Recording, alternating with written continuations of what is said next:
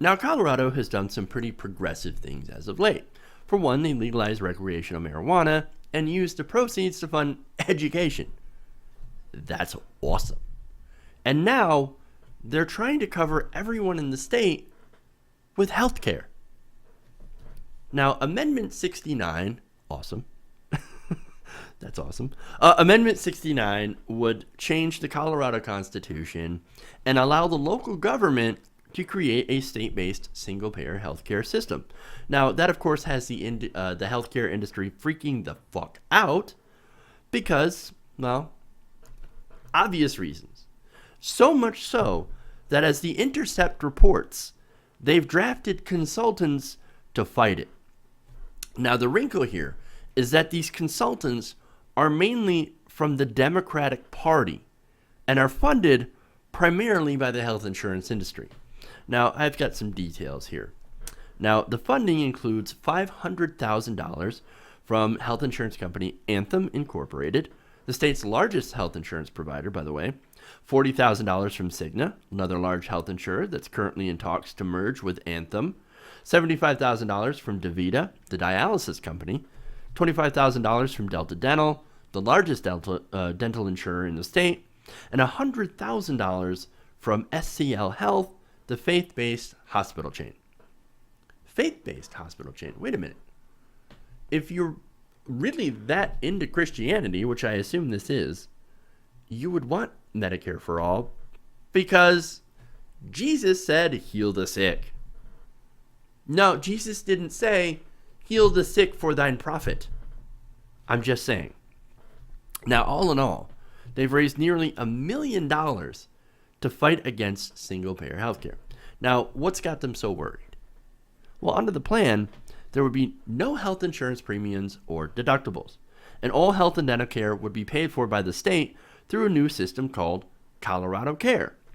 Now, the plan calls for raising $25 billion through a mix of payroll taxes along with bringing down costs through negotiations with providers. It is a state-based single-payer system.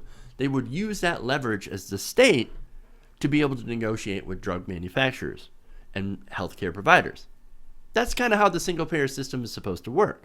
Now, immediately conservatives and a lot of regular working folks will freak the fuck out. Oh my God. They're going to raise my taxes. I'm going to pay more payroll taxes? I'm already taxed way too much. Look, I'd actually agree. In some ways, you are taxed way too much, but it's because the corporations and the billionaires aren't paying their fair share. But anyway, see, in the long run, you'll actually save money under a single-payer plan. Why? Because you won't be paying for your for-profit health insurance company from your pocket. Now, right now, if you pay health insurance, some of that money that you pay in your premium goes to your health care, naturally. However, there's a big chunk of it that goes to advertising, executive bonuses, and other shit that has nothing to do with your health care whatsoever. In fact, this might piss you off. Part of your premium goes to paying people who do nothing but figure out ways to deny you for health care if you get sick. These people will try to find ways to deny your claims. You're paying those people to deny you health care. That's a fucked up system, man. That's super fucked up. And look, all of that stuff, that adds up. And you end up paying a lot more than you would in taxes for the same services. So everybody that's freaking out about having your payroll taxes heightened, you'll save money in other places. Since when did tax become a dirty word if you actually get something useful out of it? Like, for example, affordable health care. I would gladly pay more payroll tax in order to get guaranteed health care back, instead of having to pay an insurance company exorbitant amounts of money that most of which they're not going to use on me. That's crazy. And it's amazing. It always amazes people who are not in America. Whenever I talk to somebody who's, for example, a Canadian or a citizen in the UK, they're always like, you pay for this stuff that you're not using. That's crazy. What are you Americans thinking? We've got single-payer healthcare. I get sick, I go to the doctor. That's it. when you get sick, you have to pool your money. You have to make sure you can cover your deductible. You have to make sure, you've got enough money in the bank to cover all this different stuff. That's if you have insurance.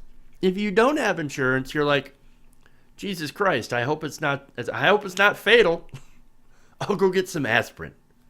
I mean, that's what we're living in today. And when you look at it from an outsider perspective, that sounds absolutely insane.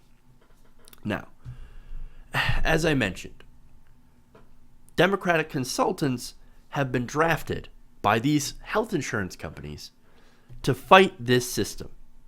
Now, they're using a campaign, Coloradans for Colorado. Really?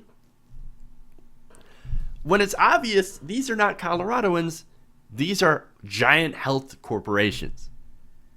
But anyway, that's what they're using this group to fight. That's what they've been raising money for. And it's this anti-single payer group that's going to launch ads all across the country, or all across the state, in order to discourage people from voting for Amendment 69. Now, as I said, Democratic consultants are part of that group. And some of these consultants, by the way, are linked to the campaign of Hillary Clinton. The filing reveals that the anti-single payer group has retained the services of one Global Strategy Group, a Democratic consulting firm that has served a variety of congressional candidates and is currently advising Priorities USA Action, one of the super PACs backing Clinton's bid for the presidency.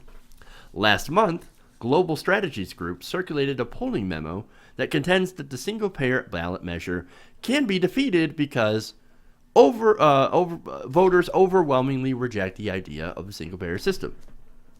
However, the memo warned the measure has some traction with key groups, including Democrats and millennials, and that the 2016 election year has proven difficult to predict. Well, that they're right about, for sure. Now, they write, a sustained campaign pointing out the many flaws in Amendment 69 is essential, especially in such an unpredictable environment, the memo concludes. So essentially, they claim that they're fighting single payer on behalf of the people. Yeah, I'm sure it has nothing to do with the millions of dollars in legalized bribes the health insurance industry has given Democrats and these consulting firms. No, it obviously couldn't. Don't be a conspiracy theorist, Jeff. Hillary has promised to fight for universal health care even after she said single payer will never, ever happen. Yeah, okay. Seriously, though, we have an example of an incredibly popular government healthcare program that the American people end up absolutely loving. It's called Medicare. Even conservatives love Medicare.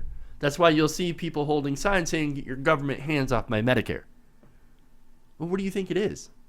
It's government healthcare.